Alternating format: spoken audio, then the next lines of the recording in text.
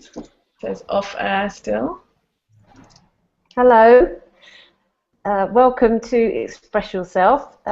We're here for the next hour. We're going to be hosting an online live debate as part of Get Creative, which is a major celebration of the nation's arts, culture and creativity led by What Next and the BBC. My name is Beki Bateson. I'm the Executive Director of LIFT. And it's my pleasure to be attempting to chair this debate today. We'll see how it goes with all these different voices. We've come together as a group of London festivals to talk about how festivals can help make cities come alive and also get people involved in their urban cultural life. So represented here today are LIFT, Dance Umbrella, Sirius, who amongst other events run the London Jazz Festival, Spitalfields Music Festival, and Greenwich+Docklands International Festival. Hosting this debate online enables us to draw in voices from around the world, celebrating the diversity of our cities, and it opens up the floor to everyone listening in. So we really want you to join in this conversation today. It'd be great to just get questions and tweets from you, and we'll squeeze in as much as we can over the next hour. You can join the conversation by posting those questions in the comments section below us, or tweet using the hashtags FestivalsLondon or BBC Get Creative.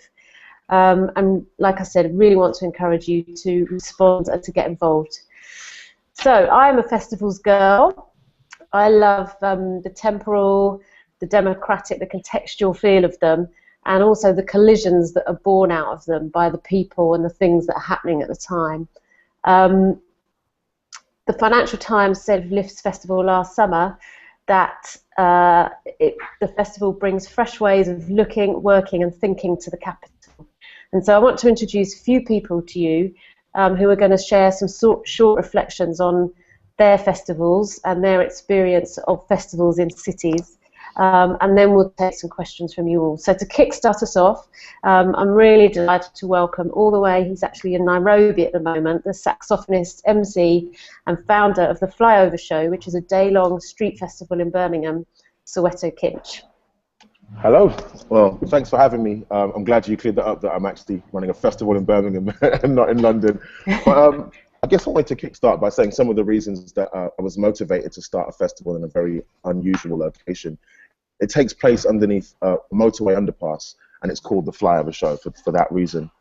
The first was principally because of reclaiming space, reclaiming disused space, particularly in an urban area in Birmingham that was associated with crime, with disaffection. Any time that this area, which is in fact the area where I live in Birmingham, was mentioned in the news, it was in relation to gun crime, knife crime, disaffection, a lack of opportunity. And I really wanted to change the narrative, but primarily to reclaim a space that, for whatever reason, had become uninhabitable. There were sort of gang conflicts, there's a lot of junkie, disused needles, all sorts of reasons that people felt uncomfortable in the space. The second was actually quite selfish. As a musician, as I mentioned, as a jazz musician, I live in this area. And I remember one notable time in 2007 walking past and seeing a poster for, I think it was 50 Cent's Get Rich or Die Trying, thinking, why are they market where several jazz musicians, several purveyors of what you might want in the area in which I live. And I felt that it was important for us to be out in our communities making a noise and saying, this is our audience, this is our community, and we want to perform in this space. As a jazz musician as well, I was aware that very often generations are lost or fail to communicate for whatever reason. Elder people in our community feel intimidated and confused by a lot of the hip-hop grime sounds that come out of their neighbors. I felt it was important to have a roster in which you could have jazz, you could have classical music, and for every single year that we've done the Flyover Show in Birmingham, it's reflected that plethora of different styles and musical art forms, and brought generations together in a way that I think is quite radical, certainly in the city of Birmingham and in festivals in general. And the third reason I think I was drawn to doing the Flyover Show Festival was because of this debate of high and low art. I guess it's going to be different for the festival leader very often jazz is perceived as this highbrow, chin-stroking, beret-wearing pursuit, and hip-hop, on the other hand, is this ghetto, pants-sagging, defaming women kind of art form. And I thought it was important to, again, to change that narrative, to bring people from across the city to a corner of Birmingham where, as I said, it's associated with some of the lowest forms of expression, or, inverted commas, community art. And to actually say, look, this is where a new form of high art is being developed. It has its own system of aesthetics. There's graffiti art, there's hip-hop culture, hip-hop dance culture, and they can coexist and, in fact, reclaim this disused space and hopefully kickstart a debate about what is high or low art. You know, and I've noticed that the benefits, the huge benefits for me, both personally and in the community, are that I've seen a new generation of artists come through feeling empowered, feeling emboldened to reach out globally. We've invited musicians, you know, like Julian Joseph, as well as having done the same thing in Johannesburg. And for young artists coming up, particularly growing up in areas such as Hockley, where I do the show in Birmingham, it's a real validation, a rubber stamping to say, we can do work worthy of global recognition. We can create it, stage it in our communities, and have a roster that invites internationally acclaimed artists to our backyard. So those are my personal motivations for doing the Flyover Show Festival in particular. But in general, I think that festivals are hugely important and impactful for musical art forms such as jazz, such as, inverted commas, underground or conscious hip hop, because, you know, bereft of perhaps sometimes the mainstream advertising, we need to evangelize, we need to get our music out there and heard and trumpet its benefits. So I hope I haven't gone over my 3 minutes, but that's kind of my manifesto. That's great. Flyover Show. What a great manifesto, and you conjured up such a brilliant image. I think we were all with you in that place in Birmingham at your festival, and I think the thing of connecting generations and the fact that it's that sort of democratic platform that it provides is really exciting. So we're going to head back to London now to the director of Sirius, one of the founders of the London Jazz Festival, John Cumming. Hear from him. Hello. That was really interesting listening to what Soweto was saying, because I think there's a sort of sense where we share a lot of those values but have to approach them in a very different way.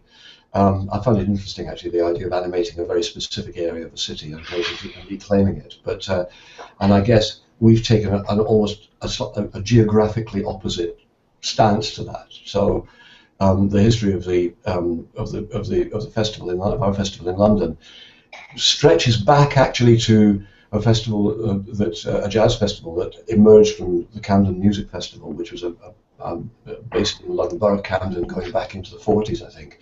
And in the 70s, a jazz strand started there that lasted for about 20 years. And around the early 90s, we had been producing the program. We'd been working on the program for the Camden Jazz Festival for some time, and we had the opportunity for various shifts in funding mechanisms and changing fortunes of local authorities in London to spread it citywide, which was the original brief. And the challenge there was, how do you actually make an impact with a genre of music which, in a sense, echoes what Soweto was saying about coming from a non-establishment background, where the music is coming from a lot of different vernacular, as well as high art, I suppose you could call it, sources.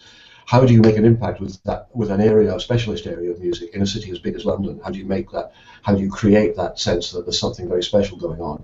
So I suppose we took a view that that we had to react to the city. We had to react to what the city was telling us, and to figure a way of spreading the festival throughout the city, which couldn't happen overnight. It was a slow process in a way, but to embrace what was going on already 24 hours, 7 days a week, 52 weeks a year, in an area of music which touches so many different generations. Again, echoing what Soweto was saying, that's one of the things I think jazz is really good at, and also looking at all the music that touches it, and where jazz is touched by different areas of music. So looking at where London's cultural communities were, where existing jazz activity was clustered, how we could react to that, but then also use the city's concert halls, art centres, venues from everything from a 50-seat club to a 4,000-seat concert hall, to create this richness, to react to the richness that the international scene was. So it was both taking what was already going on in the city and a very vital part of the city's musical and perhaps more a bigger picture in terms of cultural mix, but also looking at where we could bring in, celebrate the international impact of jazz and improvised music, and bringing in major artists from abroad, use the context of a festival to introduce London audiences to different cultures, to different attitudes to the music, and to build out from that.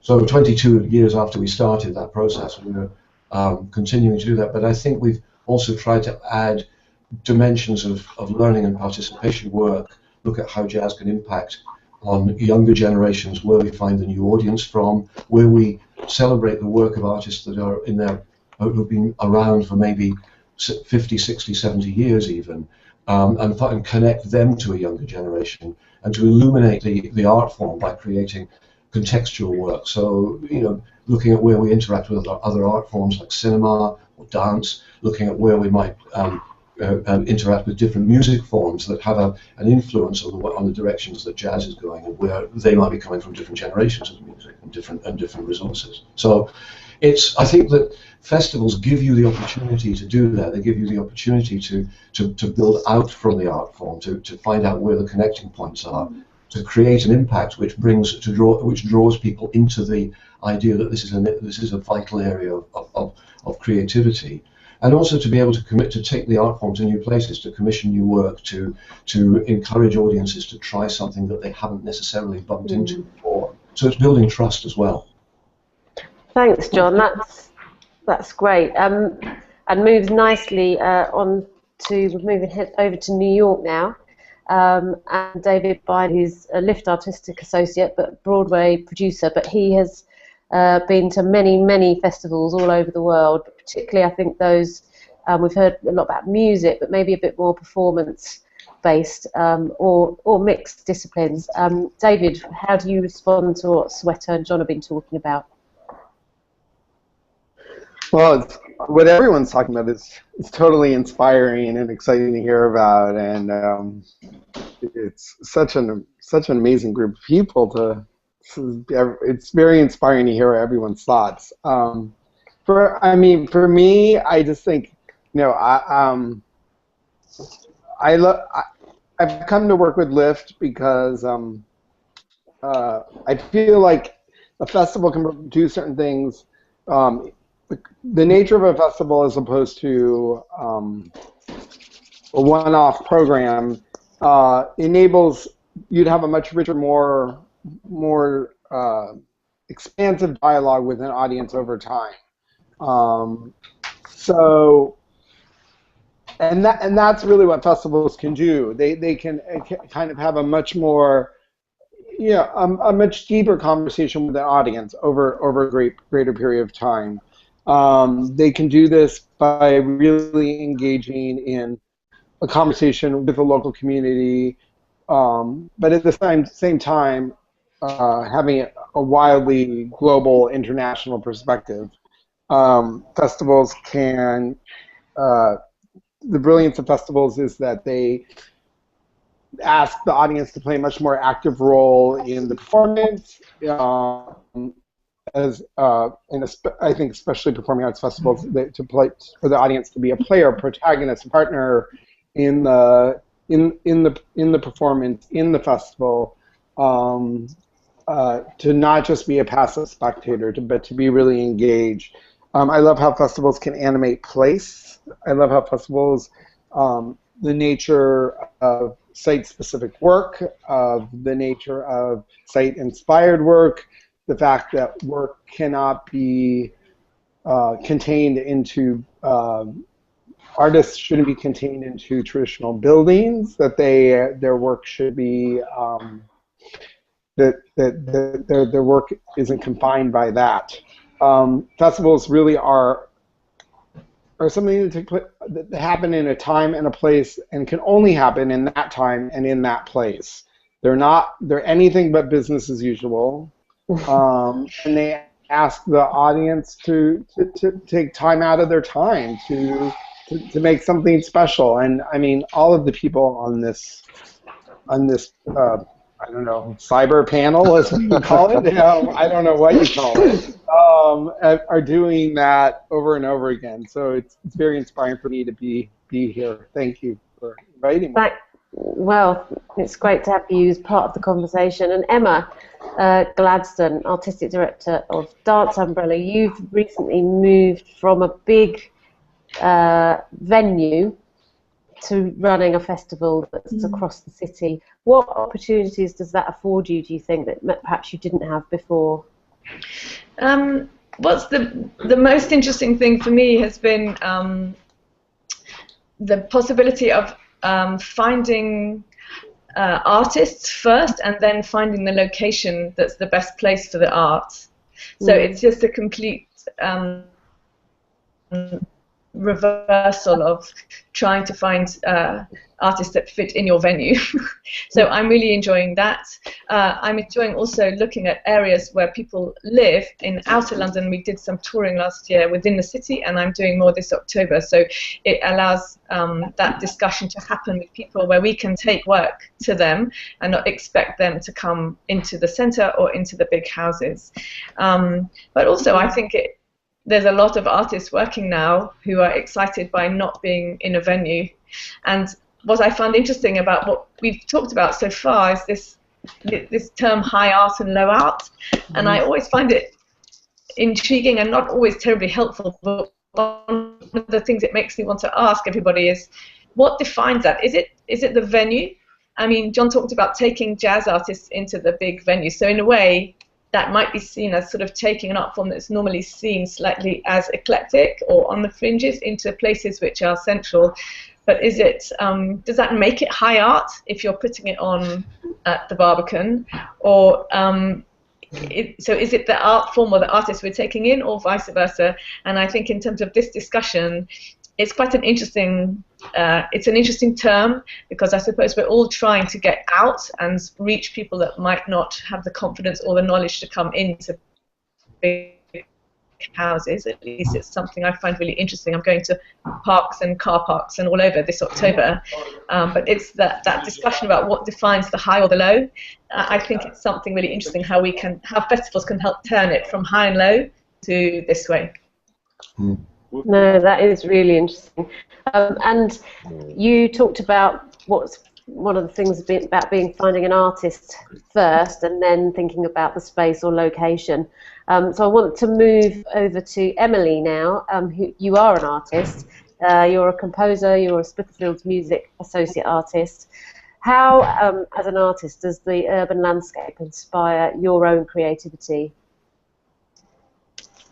Yeah, I think, it's really the concentration of really amazing musicians and collaborators makes what I do really exciting. I'm like writing something this morning, and then I'm going to go into a rehearsal later. I'm going to go and work with a women's choir in East London called Women's in the East, and so this piece is going to be very much derived from their energy, and so yeah, it's really nice to sort of fabricate something based on the people that live here, I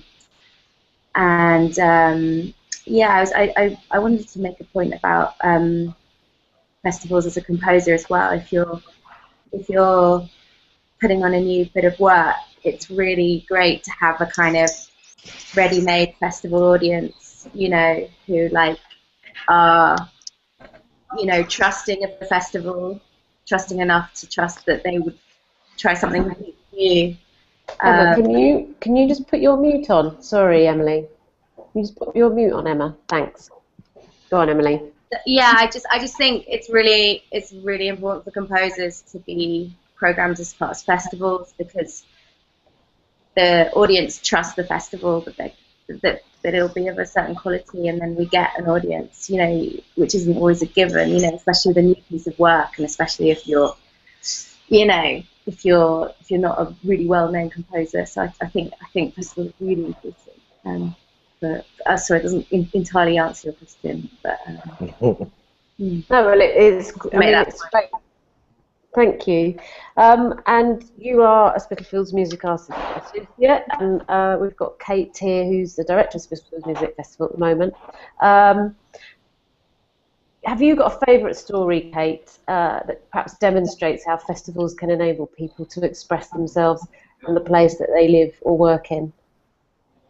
Yeah, actually, picking up on what Emily said about the people in the space, I think that's really important for us. We work in the East End of London, but kind of quite broadly in lots of different spaces and lots of different contexts. And one of the things we're about to do in March, at the end of March, is to run our first Takeover Spring Festival, which is a festival entirely put together by school children from 3 of our local schools.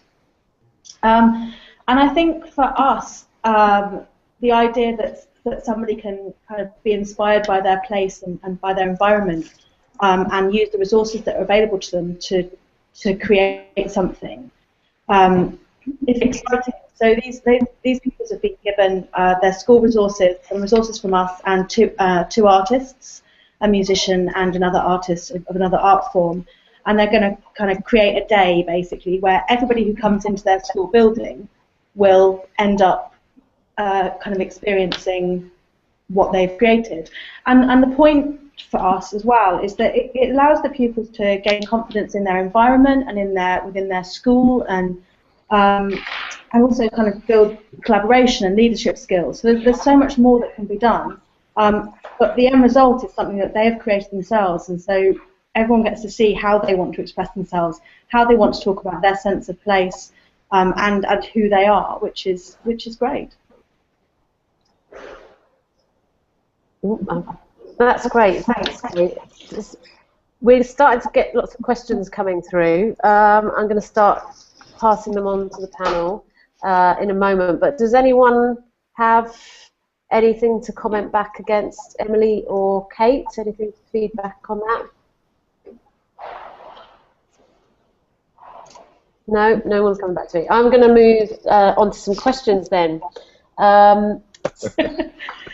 So we have got lots of questions here, great questions. Got a question from Dorian.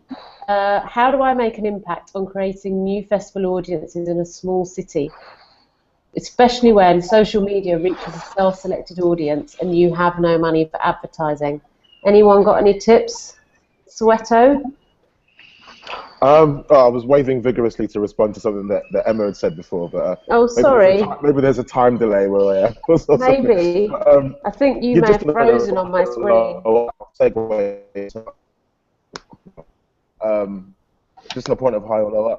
I think it wouldn't be necessary to have this debate if there hadn't been, I guess, a history of elitist spaces or spaces of art for art's sake, and this sometimes pejorative tag of community art. So I think it's invariably a good thing that we're all questioning the validity of these terms, but we have to kind of rethink, I guess, some of the history of how these spaces relate to local communities and vice versa, how accessible things like jazz, poetry, classical music, ballet, opera actually have been in the past and how they can be changed in the future. In response to the question of how do you do things in a small city when social media and stuff is perhaps a competitor or an ally, I think it's, from experience of doing it in Birmingham, a matter of having happenings, things happen before the actual festival itself. So there's a buzz or a groundswell, or the festival is perhaps the culmination of, whether it be weeks or months. That's the difference with a sort of Facebook event or an online model where it can be sort of flat pan. If you're working in a festival, such as Sirius does, there are all sorts of outreach things that happen in the London Jazz Festival that mean that these shows are often the culmination of relationships that are built up over time. So that's perhaps one suggestion in response to the question. Thank you. Anyone else want to pitch in on that? Can't see any hands. Oh, Kate?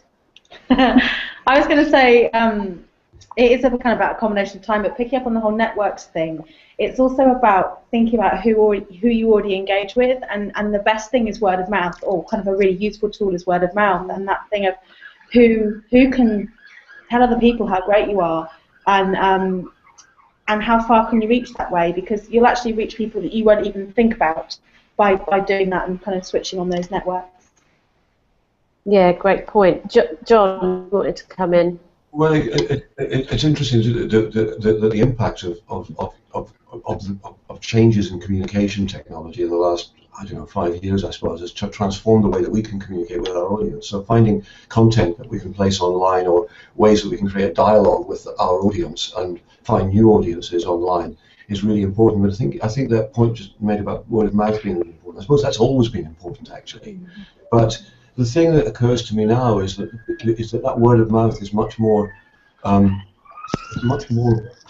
than it used to be, in a sense, because online technology, social media, gives you a far more direct way of working in multiple levels. You can create an intelligent dialogue, and you can also attract comment, adverse, positive, questioning, and I think that happens throughout any kind of cultural activity now. It's not just to do with festivals, but festivals have a way of concentrating the mind, actually, and you can create that sort of a way of creating communities and connecting with communities over a very short, concentrated period of time is really valuable.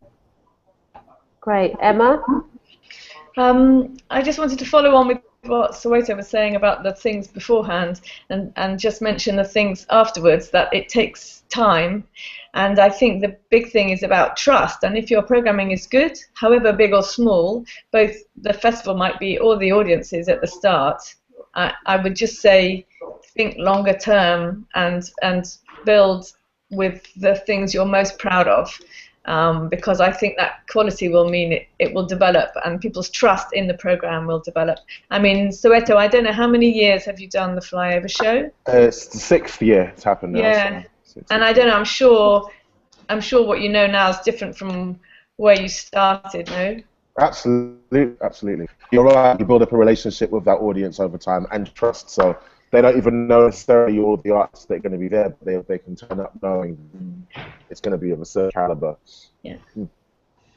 Yeah, I used to run a festival that took place on Cheltenham Racecourse, and when I started, the audience was around 3,000 or 4,000, and by the time I left, it was 20. But that was a lot of years of trudging around the racecourse, talking to local people, the influential local people in Cheltenham, who were going to be able to say yay or nay to things, and it's definitely a lot of that groundwork. But it does, it does pay off over time, and I think so. It is about relationships as much as getting a tweet out or a Facebook event.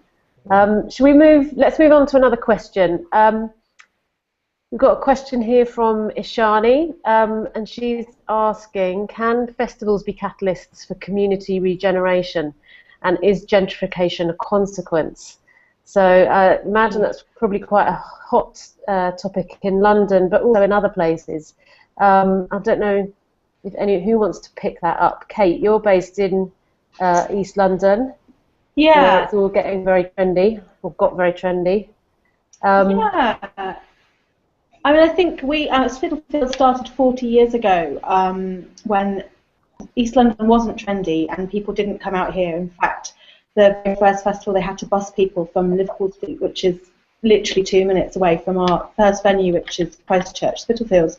And the festival started as a way of trying to raise the profile of the church, which was in need of refurbishment, but also of the area. And I think that's still very much what we work to do. You don't need to raise the profile so much around Spitalfields because it's much broader, but certainly that the community engagement for us is really, really important, because the community here isn't just about who comes out here at nights drinking, although they're part of that community. You've got so many people who are living and working in the space. So I think that festivals is a brilliant moment to bring all those different communities together and get them talking and get them understanding the different needs that they each have on the area and how they all connect with that. Yeah, does that answer it a bit? Yeah. Sorry, I was turning my mute back That's off. all right. Yeah. No, that is true. Has anyone else want to feed in on that whole gentrification? Because it's interesting, isn't it, that often it's where collections of artists also move to. It's about the artists as well as the audiences. I don't know, Emily, if you've got any reflections on that. I do a bit. I mean, it's interesting seeing what's happening in Peckham, where I live, because there's this multi-storey car park, and there's a lot of cultural activities happening now in this car park.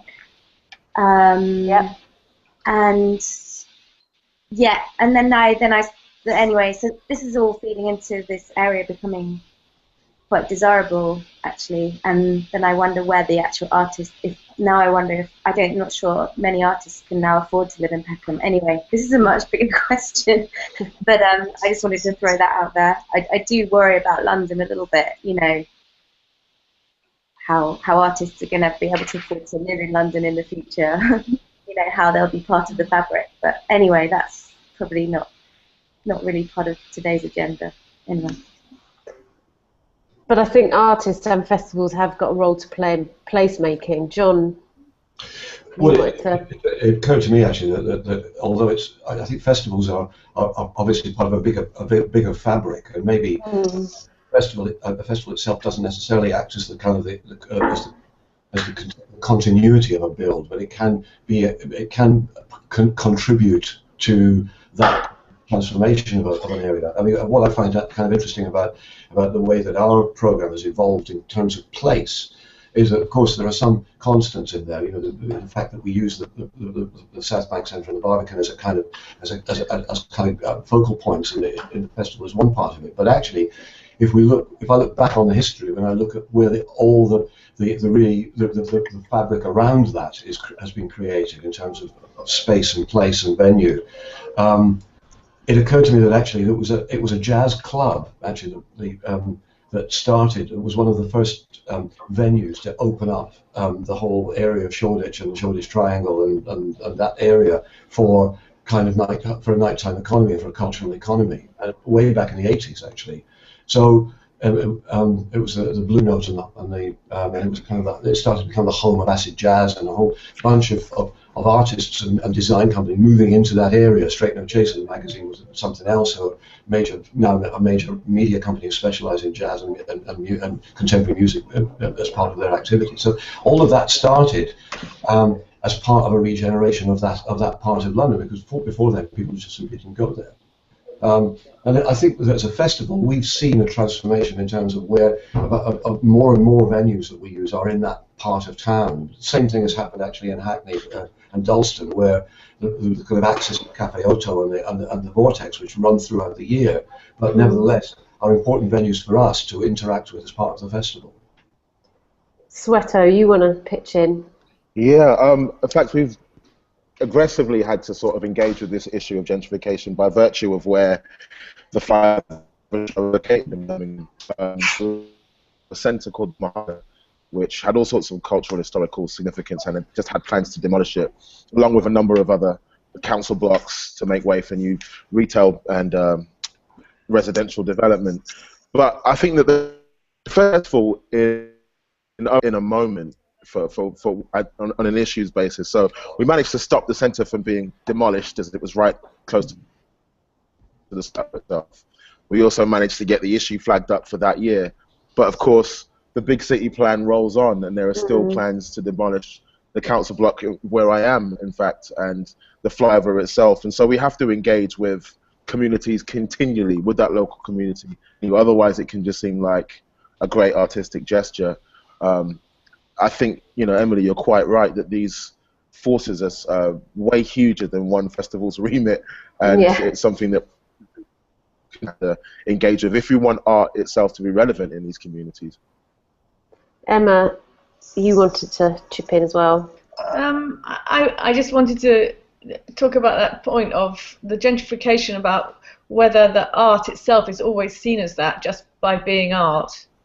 and it raises interesting questions about how it's looked at. Obviously, partly it's who we're engaging with and how. I know in David's really interesting TED talk, he talks about a lone twin piece where they go into local areas. I did it actually around the Wells, and it was incredibly hard to get urban Londoners to come out and dance on the streets for the audience there. But in Australia, it sounded like it had a really great impact in what sounded like a slightly more suburban area in the outskirts. Was it of Sydney, David? Yes. Yeah. And so I think for me it's the politics of the decisions of where we go, where we can go as festivals. It's a really interesting question. I don't think we necessarily will all have the impact it sounds like Soweto's had on a really hardcore inner London area, because his festival has been very specifically in one site. But I do think the politics of where we go and present work is a really interesting one. Yeah, that is true. I'm going to move on to another question. We've got a question from the Trade Learning Alliance. It's about technology, so I think possibly inspired by how we're delivering this debate today. But is technology reducing creativity? Will we lose our social skills and ability to innovate because we're always on our phones? I mean, can I jump in here? Yeah. People can make a movie on their iPhone. We can have this conversation here today. If anything, I think technology is enabling us. The challenge, I think, is sometimes that in the arts we're artists and arts organizations. Just the reality of the world is that sometimes we're often oriented towards scarcity as opposed to abundance. And I think of technology as something that is very, about abundance. And so I think if we can just reorientate towards abundance, towards technology, I think there's all kinds of opportunities. We can give artists and festivals and arts organizations the toolbox of technology, the toolbox that comes with new technologies to play with. I think there are infinite possibilities. Great. Emma's putting her thumbs up there. Anyone else want to pitch in on technology? Emily, does technology interest you, inspire you? With your audiences, does it irritate you? How does technology feed into your work? It's pretty big part of my work, actually. It allows me to dream bigger, I think. So yeah, I embrace it, really. I mean, it can be distracting. Sure. So do keep bringing your questions in. I'm going to come to you in a minute, Kate, but just to remind people of the hashtag. It's hashtag Festivals London and hashtag BBC Get Creative. Join in, feed in your comments or your questions. We're collecting them all as we keep talking. So, Kate, you wanted to respond. Yeah, I mean, I agree that technology offers all kinds of opportunities, and it makes it much easier for anybody anywhere to kind of be creative. Actually, I think it really adds to the kind of democratization of arts and culture. But for me, there is a but. We do have to remember the kind of human contact, and I think there's I'm really interested in the work that lies between technology, but also people connecting as well, because I think that there are downsides to technology, in that a lot of people do get too engaged with that and forget to just talk to people. So I think we just have to remember that as we're kind of building projects, because I think part of the role of the arts is about that human connection and that sharing of stories and seeing things from different perspectives. So yeah. Yeah, we had a show in LIFT 2010. It was called Beloved, and by Nicole Blackman, and it was in a beautiful small National Trust property in the outer borough of Havering. And so you had to physically get yourself to a part of London that perhaps you'd never been to. And a lot of it was about people taking your hand and walking you through situations. So it's sort of completely the opposite, really, of using that technology in that sense. But I think the two can go together. I think, you know, that real-time engagement with people is really important, but also technology can draw us together as we are now across the world, talking in real time and having a great conversation. So I think, yeah, they've both got places to be part of. Did I see anyone raise their hand then? John? I find it interesting because obviously we're living in a technological change. I speak as somebody who is still very technically challenged and in terms of using all this stuff, but at the same time I can see how it can change an awful lot of the ways that we communicate. What I'm interested in is the fact that it doesn't seem to have stopped or changed the appetite for people to go to live art, whether it be the theatre or dance or music or whatever. People still seem to be fascinated by wanting to go and be part of a community, listening to a piece of music or watching a performance. Yeah. And I think that it's interesting that hasn't changed. In some ways, actually, in music, we're seeing live music becoming more important and more of a driving force than perhaps it was because of the changes in the way that the recording industry is working. So that seems interesting. I'm also kind of interested in the way that creative artists are extending their creative range by using technology. I mean, we've been working with a Dutch group called Tin Men in the Telephone who create interactive dialogue with their audience using their mobile phone in the concert and changing the way that a performance can be directed. And it can be that in itself is they're a lot of fun, but they're also doing some really kind of interesting. Making lots of interesting statements about how they can bring in the audience into the process of their music making. That's great. It's a creative tool as well. Yeah. Soweto, you had a thought. Yeah, it's a while ago, but I think John basically said the same thing, that if anything, this new technology is going to take a greater thirst, a greater hunger for human interaction. I mean, engaging with this two-dimensional space was only stimulating to your senses and your eyes, whereas the whole experience of being in a crowd of people, as I said, it's both new life to festival and it's like you can, you know, get out of the MP3 zone to the live music zone. It's a beautiful thing.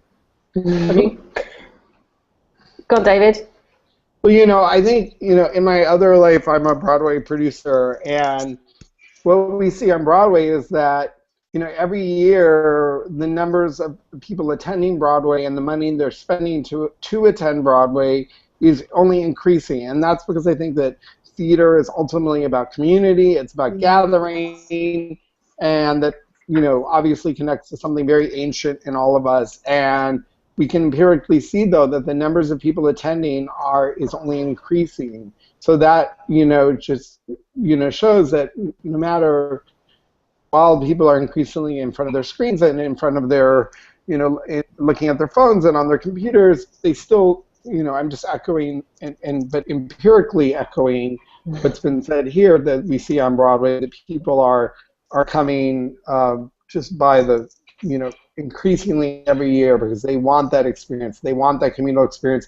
And you look at things like NT Live, and what's interesting about NT Live, because there was a lot of there's a lot of concern about NT Live when it was getting going, that like it would that it would make people say, oh well, they had that experience in the movie, in the cinema, you know, that they wouldn't, it would take away from wanting to go to the theater. Even but they found out two things. Once, just even gathering in a theater to watch theater, even if it's projected, was a communal experience. And two, it didn't take away from people attending a live theater event. It only increased the appetite. So that's a great example of something that's flourishing, about people wanting to gather, to people to form a community. Yeah. Emma, you want to come in? just that I think the statistics I read recently are the same for the West End, that audiences are up. But also I read about the live broadcast that, well, first of all, the first time I went, people clapped at the end. It was a complicité, it was disappearing number, and people clapped in the cinema, which I just thought was really interesting. But also I've understood that it doesn't make so much difference in for those live broadcasts if it's live or a filmed recording of a live event. So it's which I just find interesting. Yeah. Psychologically, you'd think it would make quite a big difference, but apparently it doesn't to the people watching. And I think it's part of what helps people understand, for who are not familiar with the etiquette or the idea of going to a theatre or going to see a dance show or whatever, that it can open doors of without to allow them to understand what is the beauty of seeing that stuff live, and maybe persuade them to actually go and buy tickets to go and see things. So it's an interesting, I think it's an interesting difference. I remember once when I was at Sadler's Wells, there was a show on, and Kylie Minogue had gone on the opening night, and tons of tickets were sold for the next day, and there were people arriving quarter of an hour late because they thought there would be adverts, or there'd be something before the main number like there is in the cinema, and they were just people who were not they weren't familiar with the idea of a start time being a start time. And I just thought it was just a really interesting way of remembering what's not familiar to many people in terms of the kind of etiquette of going to theatres. And if you call it a box office, what is that compared to just saying it's a ticket office, for example? And so I think it's part of what's interesting, where technology and film in that sense can actually open more doors. Yeah. Okay, I'm going to move us on to another question. And don't forget, people, you can still send questions into #FestivalsLondon. We've got about another 10 minutes or so. So this is a question from Selma, and she's saying, have you ever programmed something as part of your festival after asking the city what it wanted? Has anyone ever done that? I know that Mark, who's go on, Soweto, you chip in. Thanks. I've never really. I think it's quite a difficult thing for somebody to ask the entire city what they want. But also, it's part of the responsibility of the curator to gauge, to kind of get some spiritual, I don't know, sense, emotional sense of where people's ears are at, and to do things not just for this apparition, also culturally beneficial or enriching reasons to bring people into existence, to bring artists into people's reckoning that they might not have heard before. I remember having a conversation with DJ Pogo, who's obviously a DJ, but also a curator in terms of what he does with music. And the best DJs that he said, compared to the best curators, expose new creatives, new artists to the audience, rather than just giving people what they want. So I think it's a balance of kind of having your ears to what the city want, and also providing new ground for new artists and new voices to perform and do their work. I hope you heard that. It wasn't too broken up or anything, right? Yeah, no, we got that. That was great. Thanks. Thanks. Emma, do you want to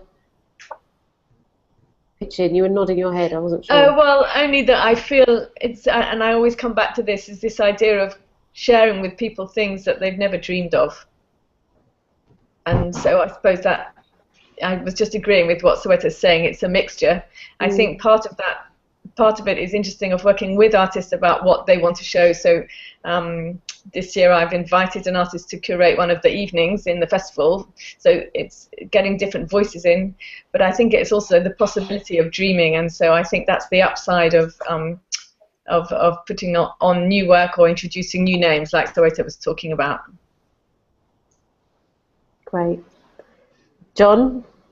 I think, in a sense, I think it goes back to where I started from in terms of how we created a festival for the city, or created a festival within a big city. And sort of right, you can't exactly ask a city what it wants. There's an awful lot of people there, but it's also actually trying to understand the city and understand the different components that make the population of a city up, and where the cultural mix comes from, where different parts of the geography of a city fits together, and how that informs a program, how that might stimulate a program, how that might challenge us to figure different ways of addressing those communities. I think it's something that I think that point that Soweto made about the curatorial role is something that we will have to, that's what you strive for, really. It's actually both asking your audience what they react to, but also challenging them at the same time, and then finding out more and more about them, and connecting that to the artists and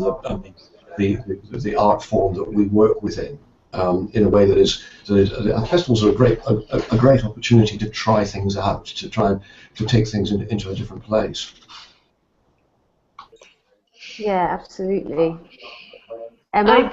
I also think it's very much true for younger audiences as well, and I feel very passionately that they are also part of a city and part of our audiences, and I really enjoy presenting work for children and young people, because to try and be as ambitious as, I would say the same rigor applies what John just mentioned. I think it's very important to remember them in that mixture as well. Sure. I'm going to move on to another question. We've got a question from Ellie about how might festivals ensure a diverse cultural future when the government threatens to cut arts in schools.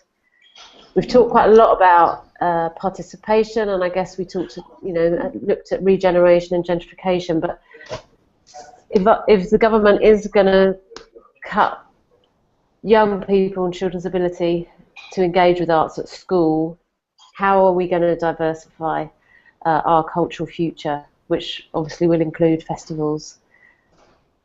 And do festivals have a specific role in that, do you think? Does anyone want to respond to Ellie's question? Emma? I'll shut up in a bit, but I think it's exactly what I was saying, that it is part, and increasingly I think it's going to be part of our responsibility to do that by making sure they're included. I never understand why people don't include children. It maybe comes back to the high and low art question, but I always find it very odd that there's not more always integrated into any programming, because they are part of our world and they deserve the best, to see the best work. So I suppose in terms of the cuts that are coming, I think it's interesting for those of us in the UK, David, the Arts Council has had, those of us that are funded by the Arts Council, there's been a new stipulation about arts awards and arts mark and engaging in schools a lot, and I'm going to be interested to see how that develops over the next few years as organisations do get involved, what they can offer to both people in school but also out of school. There's a big family arts campaign that's taking place, and there's a big festival every October that's across the country, and I think that kind of festival is also interesting just to highlight what we can go to together, and I think it ties into that ability to enjoy live performance, music, dance, choreography, theatre, whatever it might be, but there's a pleasure in going together with a mixed age group. Yeah. Kate, you wanted to respond? Yeah, I was going to say, I think it's really important to consider young people when we're curating, but there's also the kind of responsibility of offering platforms to young people as well. So I think, we work with a lot of local schools. We have a particular network as well called Neighbourhood Schools, where we spend kind of the whole year within a school regularly having contact with them and taking different artists into them, and a lot of that work feeds into our festivals. And the way we think about programming is very much across both our learning and participation and our festivals at the same time. So yeah, I think that the community that you're working within, which includes schools, to be able for them to connect to artists and kind of build that relationship, but for them to be able to explore their own creative voices as well. And I think festivals can offer such a brilliant platform for that. We have a thing in our festival called Platform, and last winter we were working with 2 bands, one from Hackney and one from Tower Hamlets, and it was the first time those 2, they were big bands, the first time they'd kind of come together on stage, and they shared the stage, they had their own moments, but they also collaborated, and they had such different styles, and we could really see that both schools and all the young people kind of got a lot out of it and thought very differently about how they might present next time or how they might approach music. So I think that's where our responsibility lies as well, really. Yeah, Soweto, you wanted to say something. How the children flyovers mix? I might have just been doing the Sage Temple tap, actually, rather than putting my hand up. But no, I think it's important to just keep reminding young people of how important art is in challenging, in protesting, and speaking truth to power. The fact that we can have that freedom as artists to do that. So perhaps if we do that, then we'll get the children to change the governments, to change the policies, and have things the right way up to in the future. Yeah, John, I'm going to come to you, but I'm just going to mention Bob and Roberta Smith.